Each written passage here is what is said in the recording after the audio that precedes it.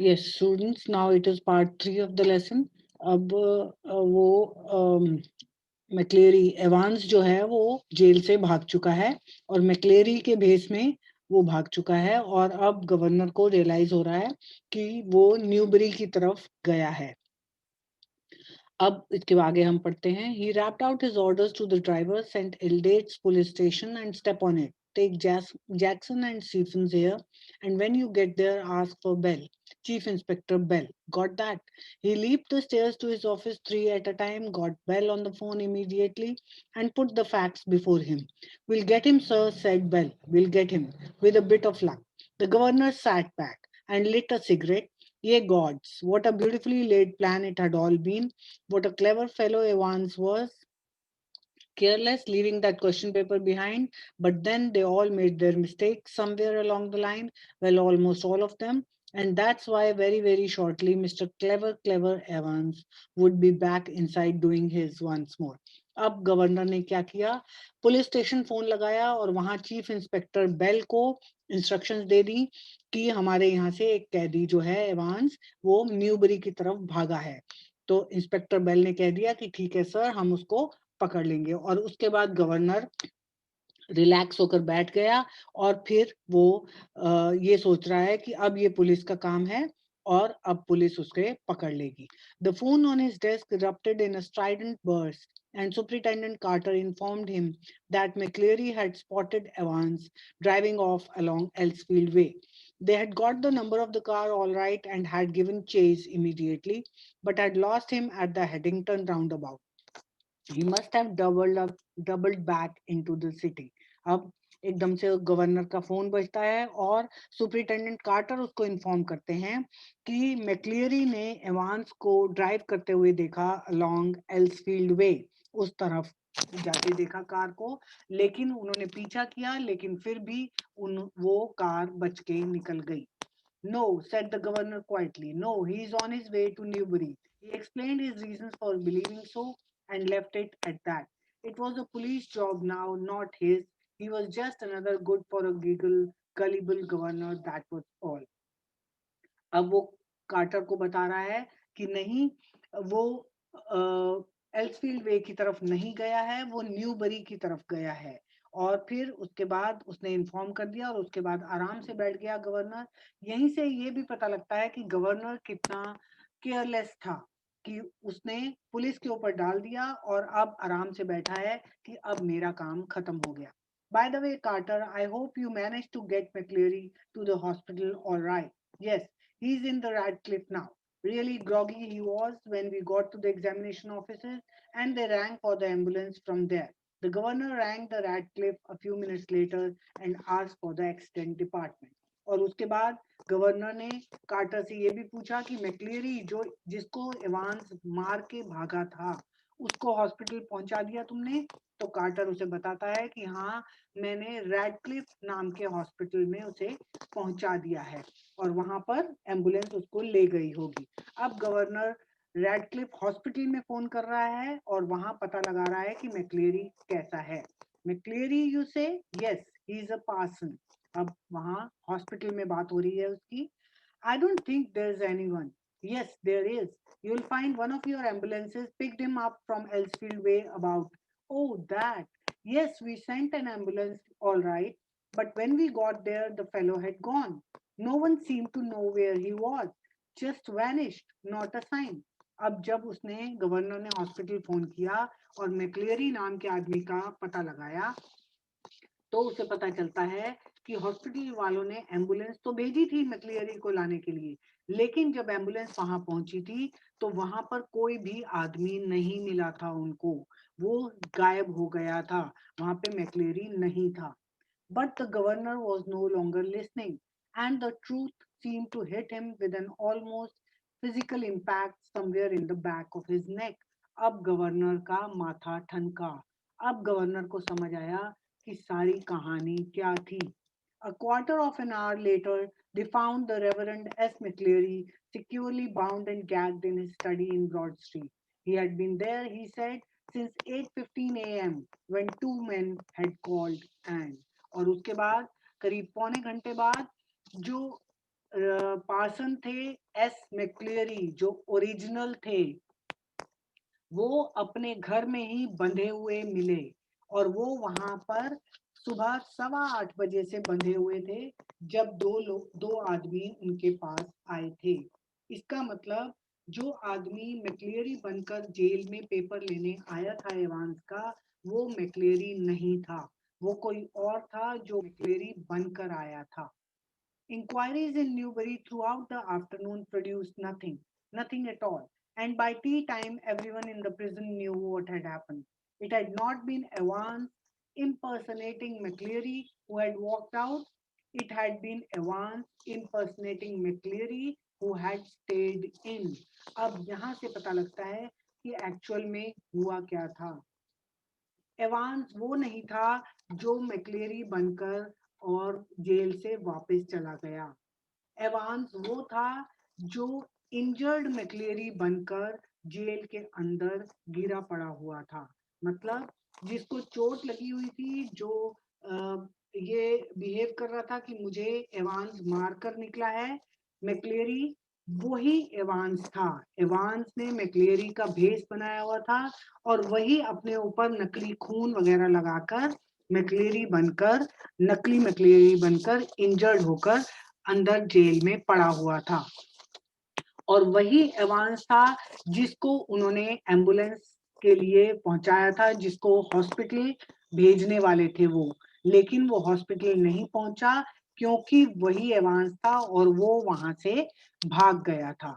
तो अब गवर्नर को समझ आया कि एवांस जो था वो कार में नहीं भागा था, वो किसी कार में नहीं भागा था, वो वही मैक्लेरी था जिसको वो खुद हॉस्पिटल के लिए छोड़कर आए थे।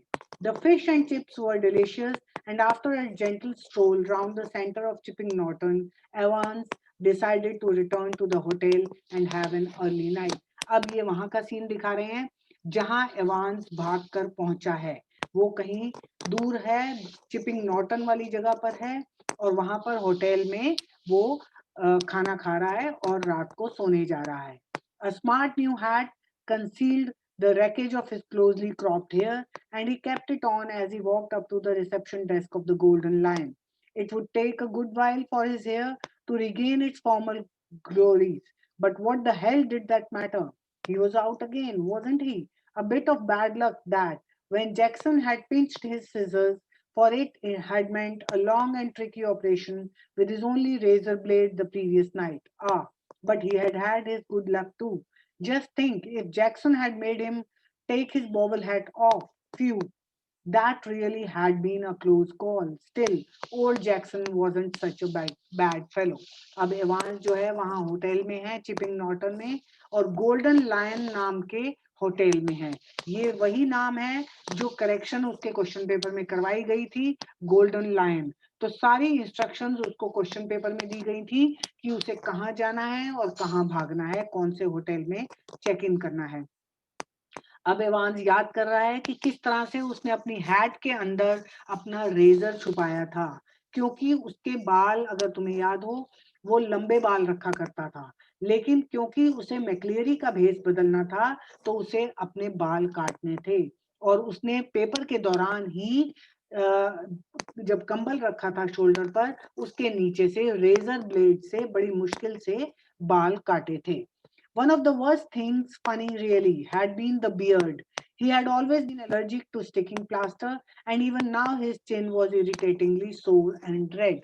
और नकली दाढ़ी उसने चिपकाई थी और जिससे उसको एलर्जी हो गई थी और उसकी स्किन लाल निशान हो गए थे।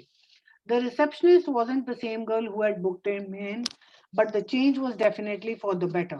As he collected his key, he gave her his best smile, told her he wouldn't be bothering with breakfast, ordered the Daily Express, and asked for an early morning call at 6:45 a.m.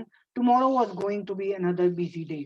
अब वो जाते जाते hotel में अपने कमरे में receptionist को बोल गया है कि वो ब्रेकफास्ट नहीं करेगा और सुबह सुबह वो उसने बोला कि मुझे 6:45 बजे 6:45 a.m. पर उठाना है क्योंकि अगले दिन उसे और दूर निकलना था।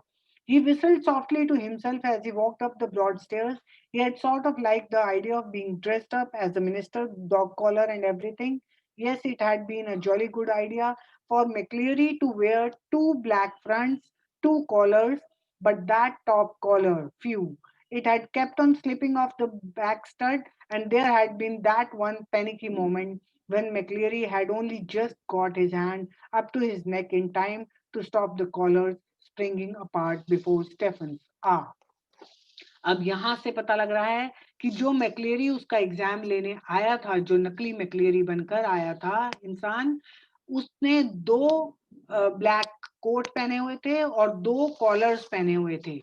इसीलिए जाते समय हमने जब पढ़ा था तो स्टीफन्स ने कहा था, सोचा था कि वो थोड़ा पतला लग रहा था, क्योंकि जब वो आया था तो दो कोट पहनकर आया था और दो कॉलर लगाकर आया था, और आकर उसने एवांस को एक कोट और एक कॉलर दे दिया, क्योंकि एवांस ने भी मैक्लेरी का ही भेष बदलना था।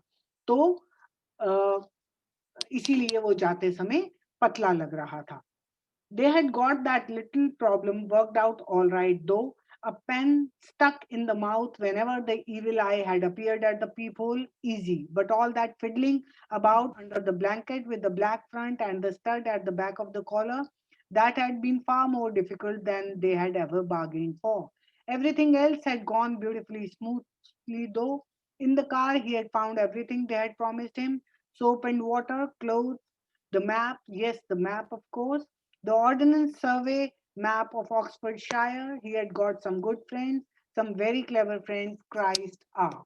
अब वो जब वैन में भागा था तो वैन में सब कुछ था, सोप था, वाटर था हाथ वगैरह धोने के लिए, और मैप था, जहां उसे जाना था वो मैप दिखाने के लिए था। तो उसके जो फ्रेंड्स थे वो जेल में भी फ्रेंड्स थे, और जो प्रिजन के ऑफिसर्स थे वो भी उसके फ्रेंड्स थे, उन्होंने भी हेल्प करी थी। He unlocked his bedroom door and closed it quietly behind him, and then stood frozen to the spot, like a man who has just caught a glimpse of the Gorgon. Sitting on the narrow bed was the very last man in the world that Evans had expected or wanted to see. अब जैसे ही वो अपने कमरे में पहुंचता है, एकदम से शॉक रह जाता है, क्योंकि वो उस आदमी को देखता है जिसको वो बिल्कुल भी देखना नहीं चाहता था। It's not worth trying anything, said the governor quietly, as Evan's eyes darted desperately around the room. I've got men all round the place. Well, there were only two really, but Evans need not know that. He let the word sink in. Women too. Didn't you think the blonde girl in the reception was rather sweet? अब कौन था अंदर? उसके कमरे में governor बैठा हुआ था। इसका मतलब गवर्नर को पता लग गया था कि वो कहाँ है, और वो उसको ढूंढते हुए वहां पहुंच गए थे, और उसके होटल में ही पहुंच गए थे, और गवर्नर ने उसे बता दिया कि चारों तरफ मेरे आदमी फैले हुए हैं। एक्चुअल में कोई भी नहीं था, सिर्फ दो ही आदमी थे गवर्नर के साथ, लेकिन वो इवांस को नहीं बताना चाहता था, डरा के रखना चाहता था। एवांस वॉज विजिबली शेकन। अब एवांस हिल गया था, बहुत बुरी तरह से शॉक हो गया था। He sat down slowly in the only chair the small room could offer and held his head between his hands. For several minutes there was utter silence. अब बिल्कुल चुपचाप बैठ गया एवांस, और एकदम से घबरा गया था। Finally, he spoke. It was that bloody correction slip, I suppose. Well, the governor failed to mask the deep satisfaction in his voice. There are a few people who know a little German. Slowly, very slowly, Evans relaxed. He was beaten and he knew it. He sat up at last and managed to smile ruefully. You know, it wasn't really a mistake. You see, we had not been able to fix up any hotel, but we could have worked that some other way. No, the really important thing was for the phone to ring just before the exam finished to get everyone out of the way for a couple of minutes. So we had to know exactly when the exam started, didn't we? अब Evans बता रहा है कि किस तरह से जो exam से जस्ट पहले, एग्जाम खत्म होने से जस्ट पहले जो फोन कॉल आया था वो बहुत इंपॉर्टेंट था, क्योंकि उनको फाइनली जो तैयारी करनी थी वो उसी टाइम करनी थी, तो उसे पता होना चाहिए था कि एग्जाम कब खत्म हो रहा है। And like a fool, I presented you with that little piece of information on a plate. Well, somebody did. So you see, sir, that correction slip killed two little birds with a single stone, didn't it? The name of the hotel for me and the exact time the exam started for. The governor nodded. It's a pretty common word. Good job. It is pretty common, sir. or I would never have known where to come to, would I? Nice name though, Zum Golden Lowen. अब ये golden lion जो hotel का नाम है, जो correction उसको करवाई गई थी पेपर में. How did you know which golden lion it was? There's hundreds of them. अब गवर्नर पूछना चाह रहा है कि गोल्डन लायन नाम के तो बहुत से होटल्स हैं, तुम्हें ये कैसे पता चला कि कौन से गोल्डन लायन में जाना है? Same as you, Evan. Index number 313, center number 271. Remember 6 figures? And if you take an ordnance survey map for Oxfordshire, you find that the 6 figure reference 313271 lands you bang in the middle of Chipping Norton. तो जो code उसे लिखवाए गए थे exam के शुरू में, उनको मिलाकर वो जगह का नाम बन रहा था. Yeah, you are right. We had hoped you would run off to Newbury. We did. Well, that's something, I suppose. That question paper, Evans, could you really understand all that German? I could hardly. Nah, of course I couldn't. I knew roughly what it was all about, but we just hoped it would throw a few spanners in the works, sort of muddle everybody a bit. The governor stood up. Tell me one thing before we go. How on earth did you get all that blood to pour over your head? अब governor उससे finally पूछ रहा है कि किस तरह से वो सारा खून कैसे आया जो तुमने अपने फेस के ऊपर सारा डाला था. Evan suddenly looked a little happier. Clever, sir. Very clever that was. How to get a couple of pints of blood into a cell, when there is none there to start off with, and when the invigilator, shall we say, gets searched before he comes in. Yes, sir. You can well ask about that, and I don't know if I ought to tell you. After all, I might want to use that particular. Anything to do with the little rubber ink for files, perhaps? Evans grinned feebly. Clever though, wasn't it? अब Evans उसे बताना नहीं चाह रहा कि वो खून कैसे आया, क्योंकि वो कह रहा है कि मैं उस तरीके को शायद दोबारा यूज करना चाहूं भागने के लिए. लेकिन गवर्नर को आइडिया मिल गया है कि वो जो रबर की जो ट्यूब थी, मैक्लेरी के ब्राउन सूटकेस में एक रबर की ट्यूब मिली थी जिसमें कुछ हवा भरी हुई थी, और उसके अंदर ही उन्होंने खून भर रखा था, नकली खून. तो मैक्लेरी जो आया था वो एवांस का ही साथी था. Must have been a tricky job sticking a couple of pins. Nah, you've got it wrong, sir. No problem about that. No? Nah, it's the clotting, you see. That's the big trouble. We got the blood easy enough. Pig's blood it was, from the slaughterhouse in Kidlington. But to stop it clotting, you've got to mix your actual blood. Didn't know that, did you, sir? अब वो बता रहा है कि वो blood मिलना मुश्किल नहीं था, वो पिग का ब्लड था, सुअर का ब्लड था, लेकिन उसको जमने से रोकने के लिए आपको अपना एक्चुअल ब्लड उसमें मिलाना पड़ता है. The governor shook his head in a token of reluctant admiration. We learn something new every day, they tell me. Come on, my lad. Evans made no show of resistance, and side by side the two men walked slowly down the stairs. Tell me, Evans, how did you manage to plan all this business? You have had no visitors, I've seen to that. You have read no letters. अब governor उससे फिर पूछ रहा है कि तुमने ये सारी प्लानिंग कब करी और किसके साथ की, क्योंकि तुम्हारे पास तो कोई ना तो कोई मिलने आता था और ना ही कोई लेटर आता था तुम्हारे लिए. आई अब एवांस बताएगा उसे. I have got lots of friends too. What's that suppose to mean?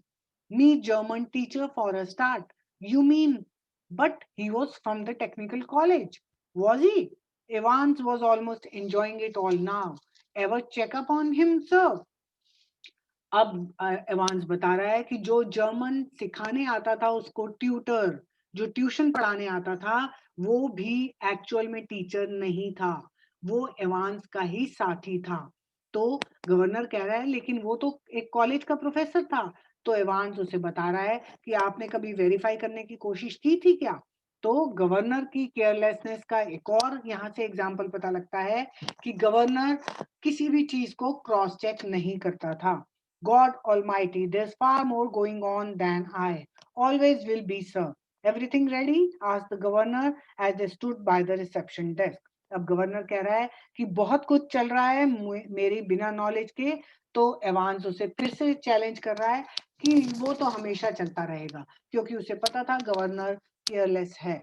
The van's out the front, sir. said the pretty blonde receptionist. Evans winked at her and she winked back at him. It almost made his day. A silent prison officer handcuffed the recaptured Evans, and together the two men clambered awkwardly into the back seat of the prison van. अब एक prison officer ने उसको हथकड़ी पहना दी Evans को, जो दोबारा पकड़ा गया था. हैंडकफ्स मींस हथकड़ी पहनाना. और दोनों के दोनों प्रिजन की जो जेल की वैन थी उसमें बैठ गए. See you soon, Evans. It was almost as if the governor was saying farewell to an old friend after a cocktail party. Cheerio, sir. I was just wondering. I know your German's pretty good, sir, but do you know any more of these modern languages? Not very well. Why? अब Evans van में बैठते बैठते governor को फिर पूछ रहा है कि आप कोई और भी आपको जर्मन लैंग्वेज तो आती है, लेकिन आपको कोई और भी लैंग्वेज आती है क्या? तो गवर्नर पूछ रहा है, क्यों पूछ रहे हो? तो एवांस कहता है, Evans settled him comfortably on the back seat and grinned happily. Nothing really, I just happened to notice that you've got some O-level Italian classes coming up next September. That's all. अब वो उसको tease कर रहा है, छेड़ रहा है Evans governor को. वो कह रहा है कि नहीं, मैंने सुना है कुछ आपकी ओ लेवल इटालियन क्लासेस शुरू होने वाली हैं जेल में, तो मैं वो ज्वाइन करने की सोच रहा हूँ. Perhaps you won't be with us next September, Evans. Governor उसे कह रहा है, शायद तुम तब तक हमारे पास नहीं रहोगे. मतलब गवर्नर की प्लानिंग है उसे कहीं और हाई सिक्योरिटी जेल में भेजने की. James Roderick Evans appeared to ponder the governor's words deeply. No, perhaps I won't. और एवांस भी कहता है, हाँ, शायद मैं आपके पास नहीं रहूंगा. उसका कुछ और मतलब है. As the prison van turned right from Chipping Norton onto the Oxford Road, the hitherto silent prison officer unlocked the handcuffs and leaned forward towards the driver. For Christ's sake, get a move on. It won't take them long to find out. Where do you suggest we make for? Asked the driver in a broad Scots accent. What about Newbury? Suggested Evans. अब जैसे ही वो van थोड़ी दूर जाती है, तो जो वो प्रिजन का ऑफिसर साथ में बैठा हुआ है एवांस के, वो उसकी हथकड़ी खोल देता है और फिर ड्राइवर को कहता है कि गाड़ी तेज चलाओ क्योंकि उनको जल्दी ही पता लग जाएगा. और फिर वो ड्राइवर पूछता है कि अब हमें कहाँ जाना चाहिए. तो एवांस सजेस्ट कर रहा है कि क्यों ना हम न्यूबरी की तरफ चलें. तो इसका मतलब फिर से जिस वैन में गवर्नर ने बिठाया था उसको, जो प्रिजन ऑफिसर साथ गया था, वो फिर से एवांस का दोस्त निकला. और वो जो ड्राइवर था वो वही आदमी था जो मैक्लेरी बनकर आया था. और फिर से एक बार फिर एवांस वहां से निकल गया है और निकल भागा है. So that's all. यहाँ से पता लगता है कि एवांस कितना चालाक क्रिमिनल था और गवर्नर कितना केयरलेस और बेवकूफ किस्म का इंसान था, क्योंकि फिर से उसने उसको एक ही प्रिजन ऑफिसर के साथ अकेले भेज दिया. उसे क्या चाहिए था? उसे खुद साथ जाना चाहिए था. लेकिन ये फिर से गवर्नर ने गलती करी है, फिर से उसने केयरलेसनेस करी है और एवांस एक बार फिर से भाग गया है. So that's all. Thank you so much.